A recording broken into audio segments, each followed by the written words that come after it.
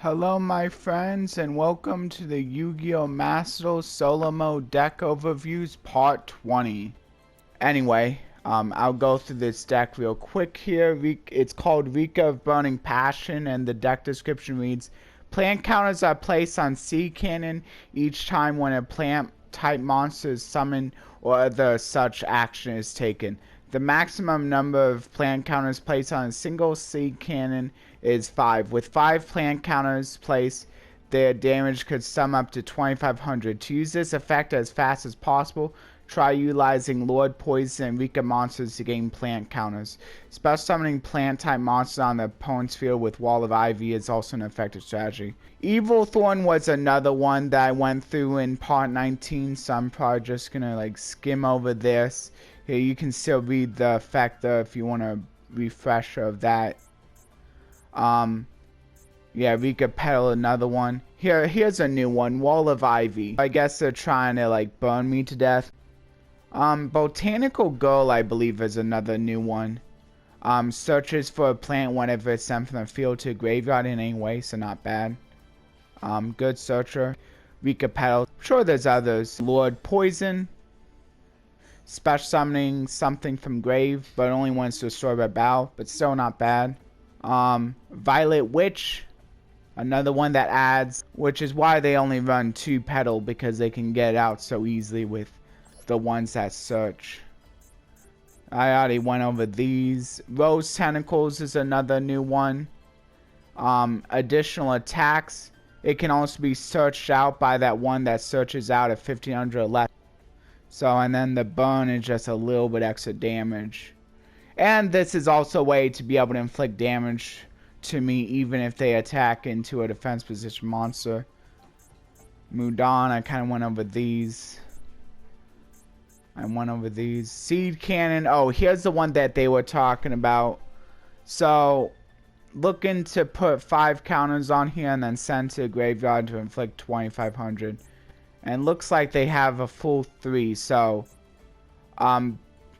since it's not once per turn, the more they can get out once, the better. Sinister Seeds gives them more materials because it special summons to their field. And it also gives them more counters. They can also be tributed for some of the Rikka effects. This again, kind of the same thing as Sinister Seeds. Oh wait, no, although this is to the opponent's field. This also works because, well, when I'm playing the Rikka Loner deck, because I'm going to have a bunch of plants too. And then this is another burn one, so they're basically trying to burn me to death. Yeah, and then this one, I already went over these. I think I pretty much went over all of the... I didn't go over this one though. This one is so that they can maybe lock out my back row. Maybe they can get a recurrence on their flip monster that they have. Also can set my monsters as well. So there's also that. Or give their own monster a little bit of an extra attack. They could also just give this a little bit of an extra attack and but unfortunately it's, oh wait, it's a quick effect, so if they need to give one of their monsters a little bit of extra attack so I can't beat over it, that's something they can do. And then yeah, it looks like they're running 3 of that and then 3 of the Teardrop. Here's another one of my decks. It's called Rikka of Sacred Tree, and the deck description reads, the Sunavalon monster mainly uses the plant type monsters as its link material to link summon. This monster has an effect that instantly recovers damage taken from battle effects and deploys the Sunvine monsters from the X deck.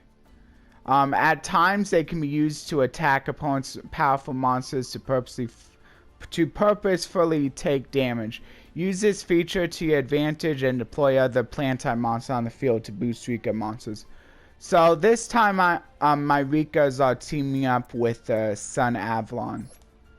So Sunseed, Genius, Lochi, not really much to say about that. This is needed for the Sunavalon links.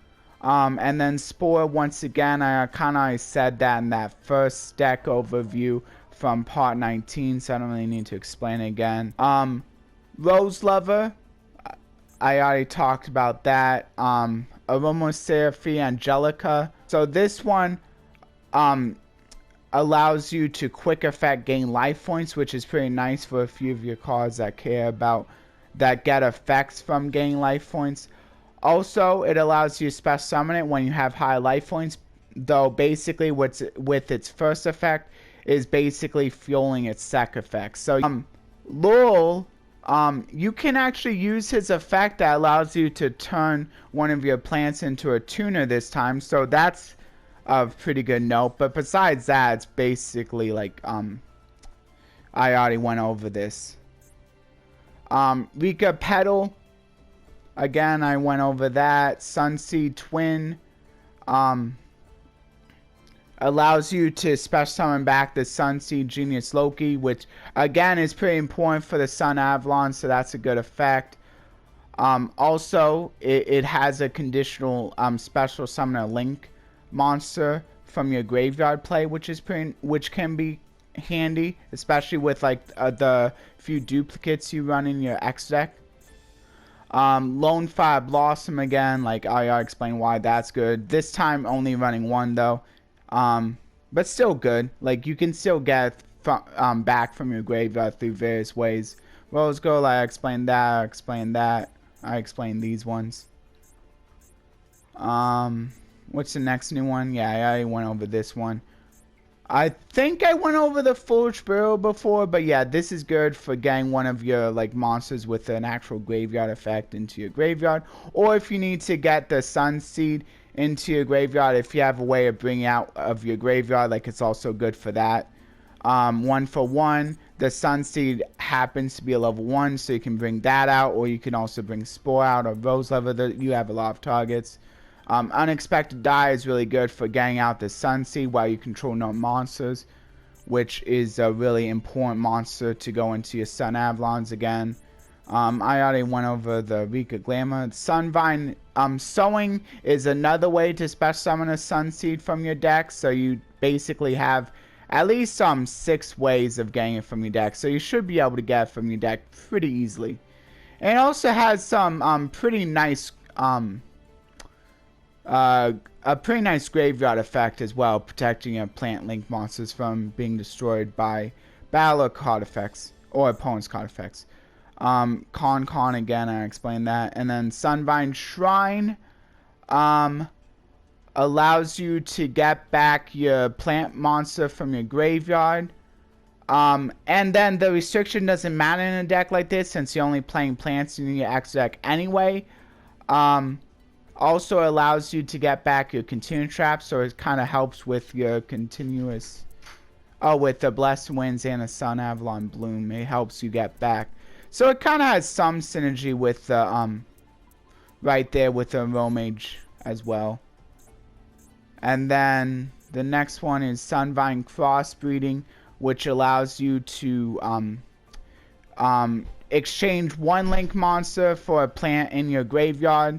So this can be any plant, but it does negate the effects. So basically what you want to do is probably just pick a plant that you're going to be using for other purposes. Ricochet, and then Blessed Winds is the last one that I didn't go over. So this is another support card for the Aromage that basically allows you to gain life points on your opponent's turn. Also allows you to reset plants, which is especially good for your plant X deck monsters, like so that you can like easily go back into them eventually. And then it also can like special summon Aroma from your graveyard. You do have to pay 1,000 life points, but it's worth it for an effect like that. Especially if you're like targeting the Link monster, you can also target her to special summon her, like, so that's pretty nice.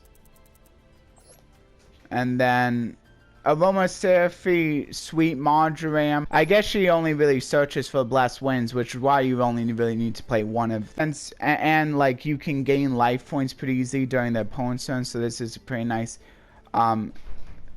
pseudo quick effect destruction card. Strana, I already went over that. Sacred Tree Beast, I went over this one. Sunavalon Dryas, here's one of the Sunavalon. And then it allows you to add a Sunvine. So like, which are like, I already went on those. So like, they're pretty good in their own rights. Also, this is another card that allows you to gain life points. Though it is only when you take battle effect damage, so like you can't really just turn it on whenever. Though you could attack into an opponent's monster and cause yourself to take damage that way, and then you just gain all that life back, so it really doesn't matter. But it does help trigger your life point gain effects and helps trigger getting into your Sunvine monsters. So here's like one Sunvine monster. This is another gain life points card. But since you probably already activated your gain life points card from this doesn't really matter. Although I get gaining a little bit more life points is good, because like once you have higher life points, usually a Aromage cares about you having higher life points anyway. It also like fuels more activations of paying 1,000 to special summon an Aromage with Blessed Winds, I think it was called. I think it is called, yeah, it's called Blessed Winds. And then also has a little bit more of another life point gain effect tied into it too. So there's also that. And then Sunvine Thrasher, you get to steal opponent's monsters that you destroy by battle with this card. And you can have this card gain attack. Oh wait, yeah, you get to have this card gain attack equal to the link rating of Sunavalon. So if you have the link 3 Sunavalon, I think is the highest one. No, it's the link 4. So this can like gain a total of 2,400 basically. So this can get as high as I think 32 is what it is. Yeah. Or no, 4 times. Yeah, 32.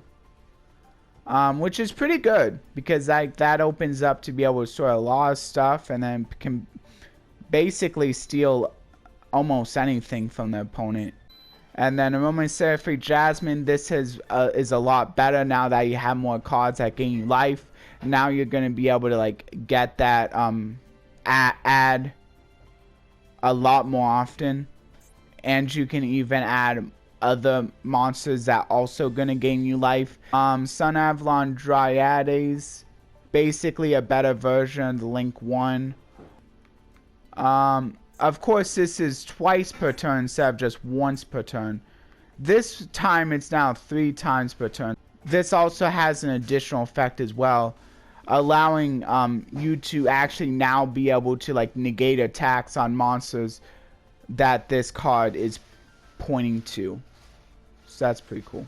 And then you move it to another one of your main monster zones. You could always just move it over to another zone's point to if you still want to have that protection on a different turn, since it is just once per turn.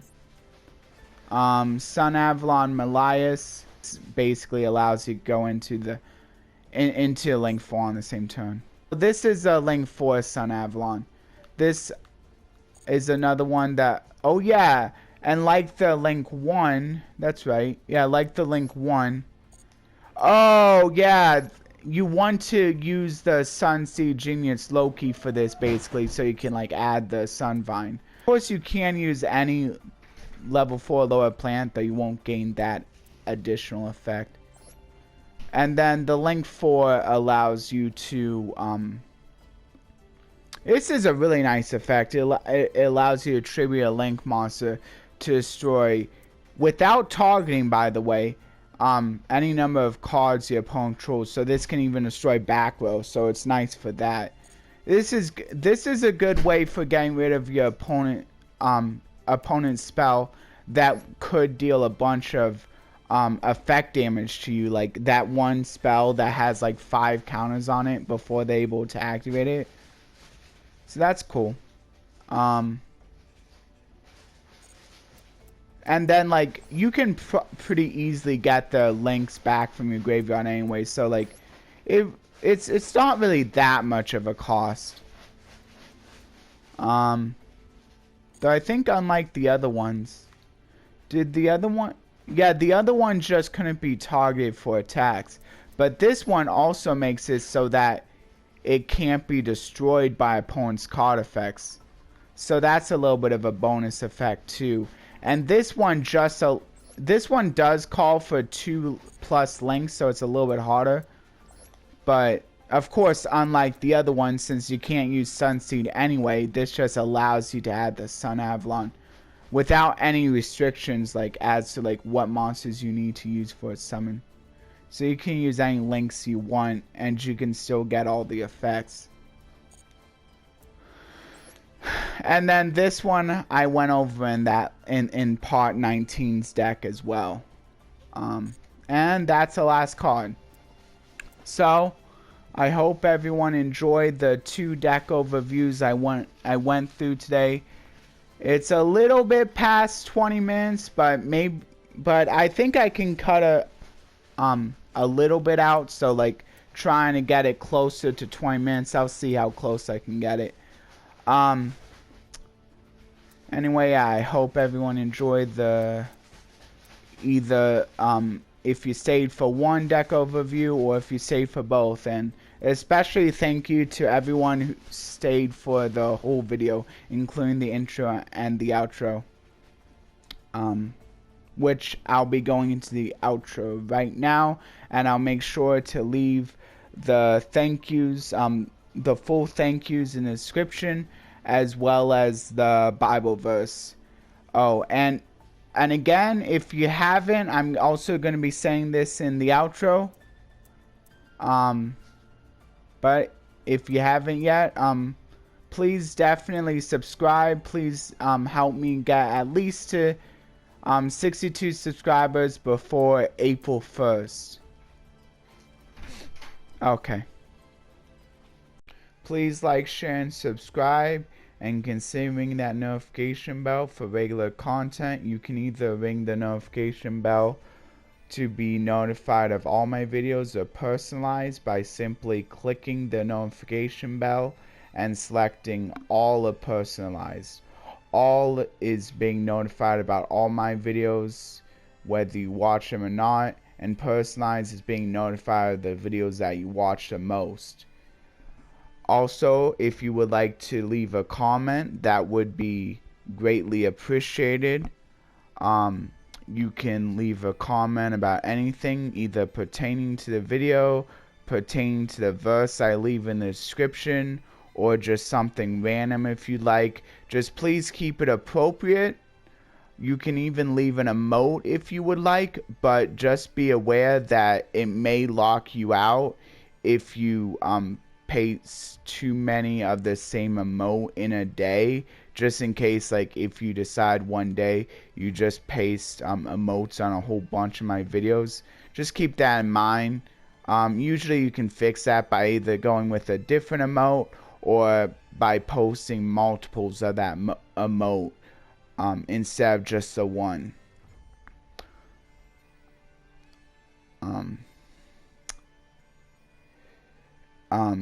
And thank you everyone who do watch my videos, and a big thanks to those who do watch all of my videos, but still thank you to everyone who only watches a couple once in a while, or just watches one of the games. I understand how it is, no matter how you do it. It's just appreciated, no matter what, no matter how you decide to go about viewing my videos.